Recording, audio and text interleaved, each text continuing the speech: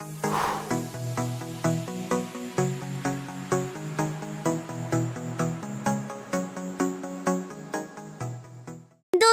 मेरे चैनल को जरूर सब्सक्राइब करें। आपका बहुत बहुत धन्यवाद।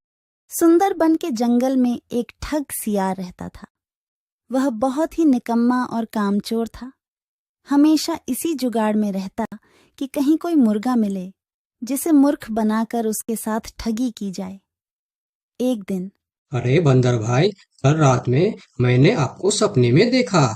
अरे रहने दे सियार, तू अपना सपना अपने पास रख और मुझे जाने दे। ऐसा बोलकर बंदर चला गया। धीरे धीरे सारे जानवर सियार की हरकत को जान चुके थे, इसलिए कोई भी जानवर उसकी बातों में नहीं आता था। अब सियार समझ चुका था कि इस जंगल में उसकी दाल नहीं गलने वाली, इसीलिए वह दूसरे जंगल जाने का निश्चय किया और अगले दिन सियार अपने जंगल को छोड़कर दूसरे जंगल की तरफ निकल पड़ा।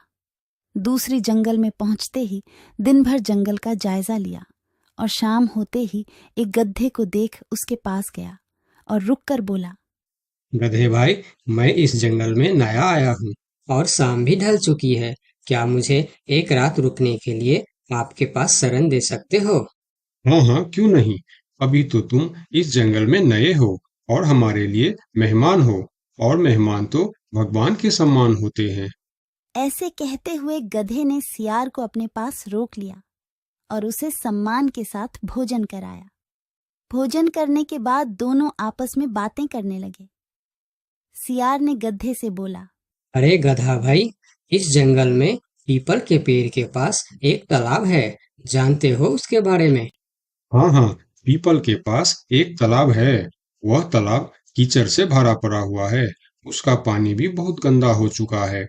यहाँ का कोई भी जानवर उसका पानी नहीं पीता है। सियार ने अपनी आवाज को धीमा करते हुए बोला, क्या तुम जानते हो, वह सोने चांदी का तालाब है।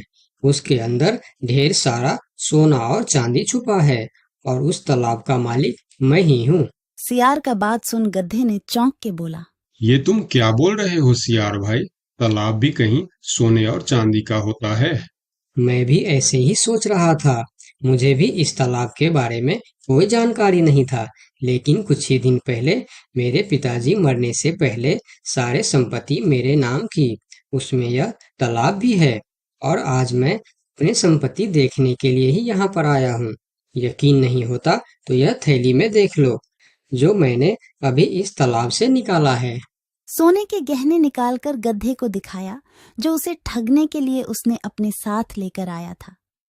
गहने को देखकर गधे को सियार के बात पर विश्वास हो गया और बोला, अरे हाँ, ये तो सचमुच सोने चांदी का है। तब तो तुम बड़े ही भाग्यशाली हो, इसलिए तुम्हारे पास ये सोना चांदी का तालाब है। अब सियार मन ही मन खुश हो रहा था। उसे तो इसी बात का इंतजार था। गधा भाई, मुझे इस संपत्ति से कोई भी लालच नहीं है। मेरे पास मेरे जंगल में और बहुत सारे संपत्ति है जो मेरे पिताजी ने मेरे लिए छोड़कर गए हैं। मैं तो यहाँ तालाब बेचने के लिए आया था। सोचता हूँ तुम भले जानवर दिखते हो, क्यों ना तुमको ही यह सब बेच दूं। मुझे, यानी यह सोने का तालाब मेरा हो जाएगा और मैं इस तालाब का मालिक बन जाऊंगा। बेचारा भोला भाला गदहा सियार की चिकनी चुपड़ी बातों में बहुत आसानी से आ गया और गधा सियार से सोने का तालाब खरीदने को तैयार हो गया। दोनों के बीच 4 सिक्कों का सौदा तय हुआ। ठीक है सियार भाई, मैं अभी जाकर हिरन के पास से 4 सिक्का लेकर आता हूँ। मेरे पास अपना घर न होने के कारण मैं अपनी सारी कमाई हिरन के पास ही रखता हूँ, और जब भी मुझे जरूरत पड़ता है मैं उससे ले लेता हूँ। ठीक है गधे भाई, लेकिन ध्यान से, जंगल में किसी को इस बात का पता नहीं चलना चाहिए, वरना जंगल के सारे जानवर मेरे पीछे ही पड़ जाएंगे। ऐसा बोल सियार गधे को भेज देता है और गधा हिरण के पास जाकर अपना सिक्का मांगता है। गधे भाई, घर में सब ठीक तो है ना? आज आपको अचानक से 4 सिक्कों का क्या जरूरत पड़ गया? अरे वह अपने जंगल में जो तालाब है ना, मैं उसे खरीद रहा हूँ। तालाब खरीद रहे हो? क्या करोगे तुम तालाब खरीद के? तालाब का तो पता नहीं, लेकिन उसमें जितना सोना चांदी है वह सब मेरा हो जाएगा। तालाब में सोना? ये तुम क्या बोल रहे हो भाई? मुझे तो कुछ भी समझ में नहीं आ रहा है। मुझे डर है कि तुम कहीं कोई परेशानी में ना आ जाओ। देखो, तुम मुझसे कुछ भी मत छुपाओ। क्या बात है? साफ साफ बताओ मुझे। हमारे जंगल में एक बहुत ही अमीर सियार आया है। ढेर सारी संपत्ति है उसके पास। और तो और, हमारे जंगल में जो तालाब है ना, जिसे हम लोग गंदा नाली समझकर उसका पानी भी नहीं पीते हैं, उस तालाब में ढेर सारा सोना और चांदी है। उसने तो मुझे उस तालाब से सोने का गहना भी निकाल कर दिखाया है। उसी तालाब को मैं खरीद रहा हूँ। हम दोनों के बीच 4 सिक्कों का सौदा हुआ है। मुझे तो वह सियार मूर्ख ही मालूम पड़ता है, जो इतने सस्ते में सोने का तालाब बेच रहा है। मूर्ख वो नहीं, मूर्ख तुम हो। भला तालाब भी कोई सोने चांदी का होता है? अरे गधा भाई, तालाब से पानी निकलता है, सोना नहीं। मैं भी ऐसे ही सोच रहा था, परंतु उसने मुझे सोने निकाल कर भी दिखाया।